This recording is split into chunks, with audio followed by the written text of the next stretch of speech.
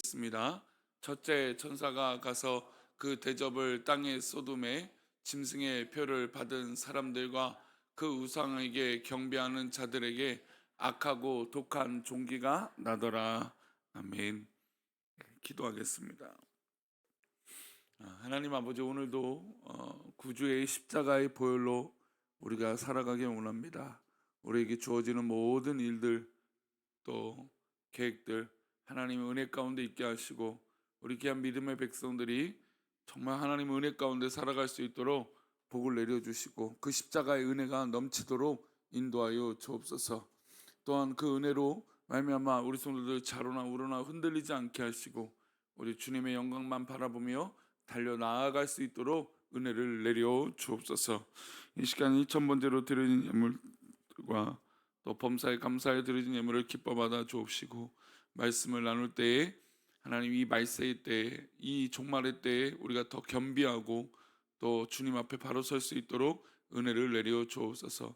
주께서 함께 하실 것을 믿사오며 거룩하신 예수 그리스도 이름으로 기도드리옵나이다. 아멘. 전쟁은 일어나서도 안 되겠지만 일어나면 이루 말할 수 없을 만큼 잔인하고 정말로 어려운 일입니다.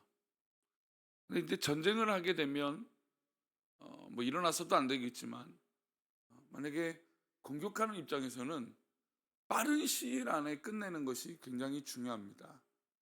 그래서 이스라엘이 지금 하마스와 전쟁을 하는 것을 보면 굉장히 신속하게 일을 밀어붙이죠. 근데 그러다 보니까 부작용들이 많죠.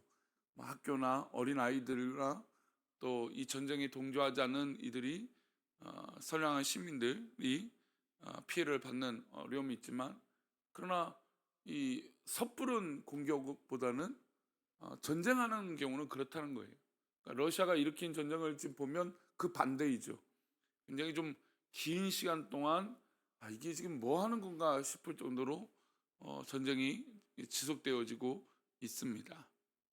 왜 이런 얘기를 드리냐면, 오늘 말씀 보면 하나님께서 사탄의 세력을 심판하시는데 이 하나님의 심판이 얼마나 또 무섭고 또 얼마나 정확하고 또 얼마나 핵심적인 요소들로 이 심판, 즉 이 악의 세력들을 심판하시는지 볼 수 있습니다.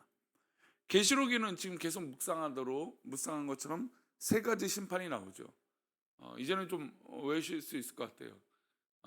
일곱 인의 심판이 있죠. 소위 말해서 이 두루마리 심판이라고 얘기합니다. 그 다음에 일곱 나팔의 심판이 있고, 그 다음에 일곱 대접의 심판이 있습니다. 처음 두 번의 심판이 이제 지나갔죠. 그러나 이제 하나님을 비방하는 사람들 중에 가만히 보니 이 심판을 지나고 나는데 회개하는 이들이 없는 거예요. 하나님은 계속 참고 기다리시다가 이제 일곱 대접의 심판을 내리십니다. 일곱 두루마리 심판과 일곱 나팔 심판을 기다리셨어요. 하지만 일곱 대접의 심판은 어떤 쉬어가는 것 그런 시간들이 없습니다. 그러니까 두루마리 인을 떼는 심판과 또 이 대접의 이 나팔의 심판들은 일곱 번째 일어날 때 뭔가 시간의 간격들이 있었단 말이에요. 그런데 이 일곱 대접의 심판은 그런 것이 없어요. 처음부터 끝까지 일곱 번째까지 휘몰아치는 심판입니다. 이제 왜 그러냐면 악의 세력들을 이제 완전히 심판을 하시는 과정이기 때문이시죠. 첫 번째 천사가 첫 번째 진노의 대접을 쏟습니다. 우리 2절 말씀 다시 볼까요? 첫째 천사가 가서 그 대접을 땅에 쏟음에 짐승의 표를 받은 사람들과 그 우상에게 경배하는 자들에게 악하고 독한 종기가 나더라. 이제는 하나님을 떠나 있는 이들, 심판을 받는 이들에게 이제 분명하게 메시지를 주시는 겁니다. 짐승의 표, 또 반대로 어린 양의 표를 받은 사람과 짐승의 표를 받은 이들이라고 구분하고 있죠. 근데 짐승의 표를 받은 이들이 또한 그들이 우상에게 경배하는데 이들에게 일어나는 일은 이제 분명하게 악한 일이에요. 악하고 독한 종기가 드러나게 됩니다. 하나님께 어린 양의 인침을 받고 보혈의 은혜를 경험한 이들은 이제 하나님 곁에서 검은교를 켜고 찬양하는 이 그 자리에 허락받은 존재라면, 이제 짐승의 표를 받고 하나님 앞에 범죄하고 또 우상을 숭배하는 이들은 이제 그들의 몸이 성하지 못하게 된다는 것입니다. 이 땅에서 누리는 죄의 시간은 짧고 순간적으로 지나갑니다. 어리석은 사람들은 그 시간이 영원할 것이라고 생각해요. 오늘 말씀 보면서 우리는 이 땅에서 어떻게 살아야 될지 답이 명확해집니다. 일장춘몽처럼 지나가는 이 땅의 시간을 잡으려 하지 말고 영원한 천국의 소망을 두고 믿음 생활을 해야 되는 것입니다. 둘째 천사부터 넷째 천사까지 진노의 대접을 쏟을 때는 바다의 근원, 강의 근원, 해가 심판을 받습니다. 이제 자연 만물이 심판을 받으면 사실 이 땅에서 살아가는 소망은 너무나 이제 줄어들게 되죠. 다섯 번째 천사가 진노의 대접을 쏟습니다. 근데 그 대접을 쏟은 장소가 의미심장합니다. 우리 10절 말씀 볼까요? 또 다섯째 천사가 그 대접에 짐승의 왕자에 쏟으니 그 나라가 곧 어두워지며 사람들이 아파서 자기 혀를 깨물고 짐승의 왕자의 진노의 대접이 쏟아지게 됩니다. 짐승은 우리가 계속해서 누구라고 상징적으로 익혀왔죠? 바로 로마의 황제입니다. 국가 권력이죠. 하나님의 심판은 정확하게 적의 심장을 타격하는 것이죠. 로마 황제가 심판을 받습니다. 지금까지 로마 황제는 절대 권력이고 이 도미티아누스 황제는 그 누구도 감히 넘볼 수 없는 그런 최고의 권력자였습니다. 하지만 이 땅에 최고의 권력을 가진 자라 하더라도 하나님께서 그를 심판하시면 당할 수밖에 없는 것입니다. 하나님은 짐승의 왕자의 진노의 대접을 쏟으면서 그가 회개하기를 기다리셨어요. 우리 11절 말씀 이어서 보겠습니다. 아픈 것과 종기로 말미암아 하늘의 하나님을 비방하고 그들의 행위를 회개하지 아니하더라. 그러니까 이런 대접을 쏟고 이 심판을 진행하면 가장 중요한 목적은 하나님께서 회개를 기다리고 계신다는 겁니다. 그런데 이들은 이런 고난과 고통을 당하고 있음에도 불구하고 회개하지 않는 거예요. 그러니까 우리 삶 가운데 고난과 고통이 때로 있습니다. 어려운 일이 있어요. 그럴 때마다 우리는 우리의 영적인 이 반응들이 굉장히 하나님 앞에 돌아갈 수 있도록 반응을 해야 돼요. 그러니까 나에게 고난과 어려움이 있을 때 하나님 내가 잘못했습니다. 하나님 내가 기도하겠습니다. 하나님 내가 정말 깨어 있겠습니다. 라고 이렇게 이 믿음의 반응이 있어야 된다는 거예요. 그런데 영원히 죽어 있고 하나님 앞에 떠나 있는 이들은 이런 대접의 심판이 이어짐에도 불구하고 그의 영혼이 하나님 앞에 있으려고 반응하지 않는다라는 거예요. 그러니까 영혼이 죽어 있는 이들은 고난이 왔을 때 그냥 그 고난으로 그치는 경우들이 많다라는 것이죠. 그러나 믿음의 백성들은 어떻습니까? 어떤 어려움만 조금 자극이 되어져도 내가 지금 하나님 곁을 떠났구나. 내가 지금 기도하지 않아서 이렇구나. 내가 하나님 앞에 불충해서 이렇구나라고 쉽게 깨닫지 않습니까? 그게 바로 믿음의 백성들, 하나님의 백성들이 그렇다라는 거예요. 그런데 이들은 이런 고난과 심판이 지속됨에도 불구하고 또 자기에게 직접 떨어짐에도 불구하고 회개하지 않는다는 겁니다. 우리가 잘 알다시피 소돔과 고모라의 의인이 얼마가 없어서 심판을 받습니까? 10명이 없어서 심판을 받습니다. 예전에도 소돔과 고모라 설교할 때도 말씀드렸지만 10명은 그 당시 한 가족의 단위예요. 그러니까 한 가족조차도 하나님 앞에 바로 서지 못한 이들 때문에 그 인원이 없어서 그 소돔과 고모라 이 소알 땅이 심판을 받게 되는 것이죠. 노아 홍수를 내리실 때도 어떻습니까?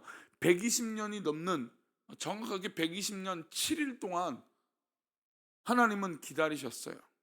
하나님께서 로마 황제 짐승의 왕자의 진노의 대접을 쏟아부으면 그들이 돌아올 거라 생각했지만 그들이 돌아오지 않았다라는 것입니다.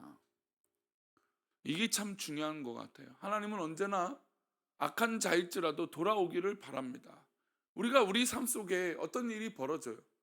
그러니까 우리가 믿음의 백성들은 대부분 용서할 기회를 줍니다. 그런데 미련한 자들은, 그러니까 하나님을 떠난 자들이죠. 그 용서할 기회를 잡지 못해요. 용서받을 기회를.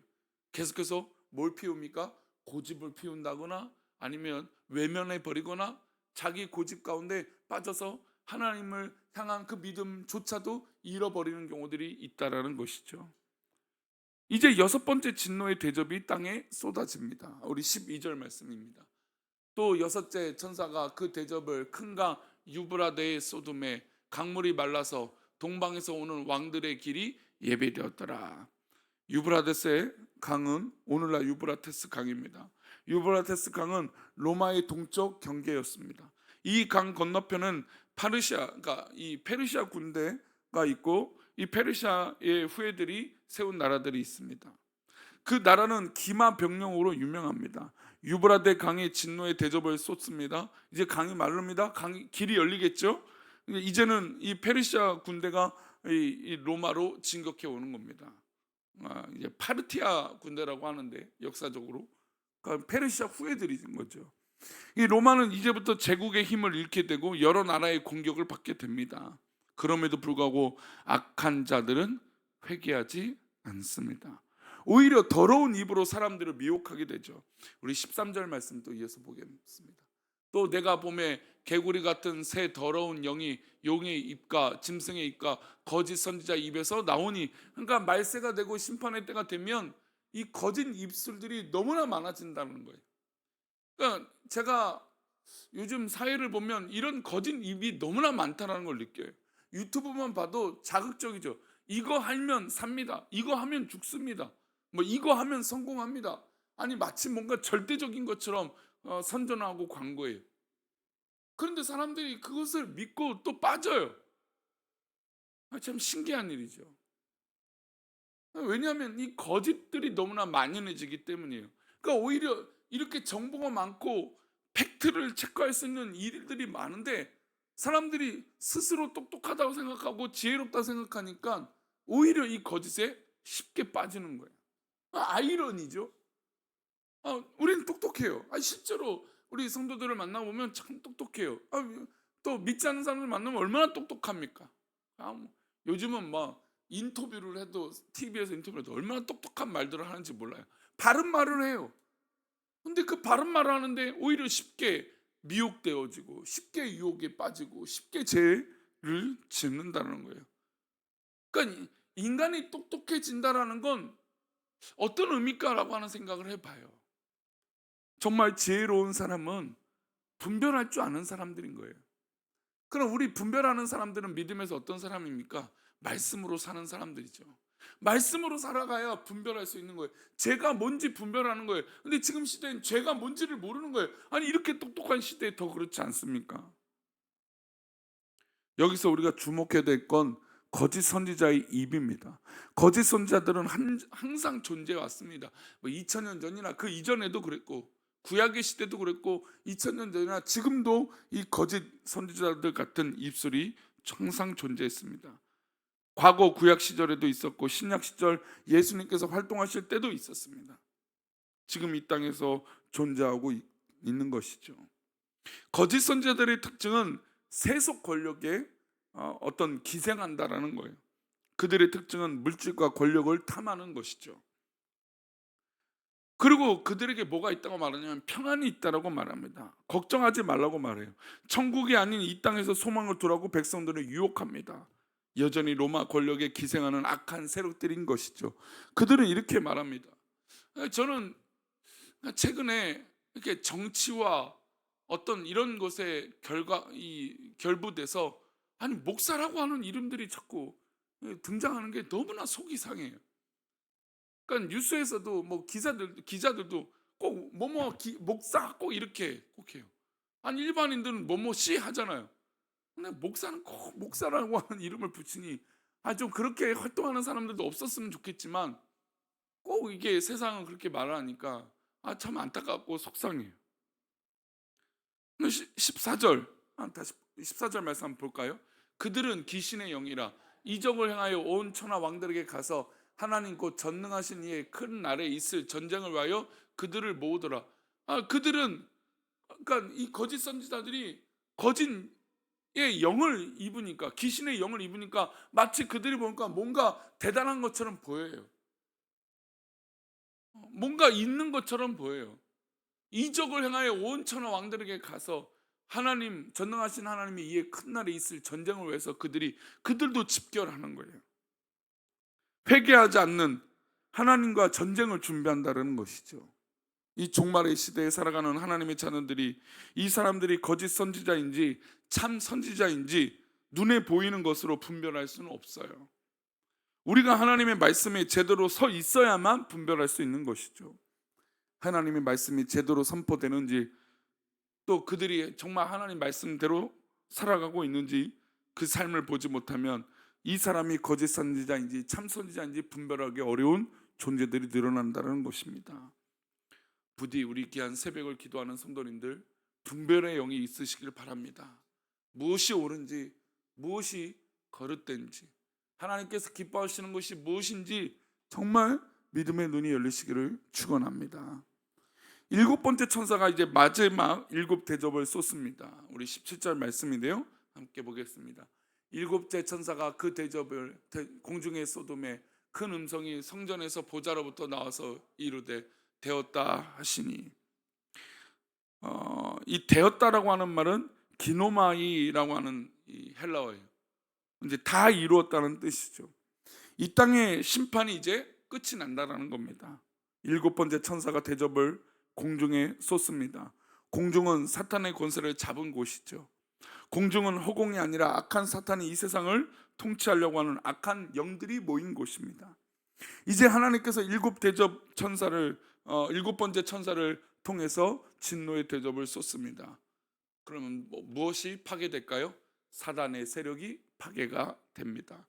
이제 이로써 하나님께서 계획하고 준비하신 일곱 가지 심판이 또 세 가지 이 세트가 끝납니다. 무엇을 느끼십니까? 악한 자들은 더 악해요. 그러나 우리가 이런 경고를 들으면 믿음의 사람들은 어떻게 될까요? 아, 우리는 회개해야 되는구나. 아, 우리는 빨리 하나님 앞에 돌아서야 되는구나. 이게 정상적인 반응인 거예요. 그러나 악한 귀신의 영과 또 사단의 이 휩싸인 이들은 하나님을 떠나 회개하지 않는다는 것이죠. 그런 우리 자녀들과 우리 믿음의 백성들이 기도해야 될 건 하나님의 음성을 들어야 되고, 또 분별해야 되고, 회개하는 것도 얼마나 큰 기쁨인데요. 여러분, 회개도 아무나 하지 않는 것을 이 말씀들을 통해서 알 수 있지 않습니까? 그러니 오늘도 이 땅에서 환난당하고 고통받지만 하나님의 진노와 심판의 대상이 되지 않는 지혜로 하나님 말씀을 분별하며 깨어있는 영적인 그런 삶을 살아가는 복된 분별력이 있는 저와 여러분 되시기를 축원합니다. 오늘도 믿음으로 승리하십시오. 믿음으로 살아가십시오. 기도합니다. 하나님, 이 말세의 때에 이 심판이 주어짐에도 불구하고 회개하지 않는 이들이 있습니다. 그러나 우리 새벽을 깨우고 기도하는 성도들은 무엇보다 분별하는 영이 있게 하여 주시고, 깨어있는 자들이 되게 하시고, 하나님이 이런 사인이 있을 때 돌아서며 회개하는 은혜가 있게 하여 주옵소서. 하나님, 이제 우리 전교인 수련회가 얼마 남지 않았습니다. 또 우리 성도들 참여하지 못할지라도 이 새벽을 깨우는 우리 성도들, 하나님 분별의 영과 하나님 기뻐하시는 영이, 성령의 충만함이 있게 하여 주옵소서. 하나님, 놀라우신 은혜가 우리 성도들 가운데 있어 정말로 하나님 기뻐하시는 은혜가 우리 성도들 가운데 차고 넘칠 수 있도록 복을 내려 주옵소서. 오늘도 우리를 그렇게 분별하게, 우리를 그렇게 하나님 말씀 가운데 승리할 줄 믿사옵고 거룩하신 예수 그리스도 이름으로 기도를 옵나이다. 아멘.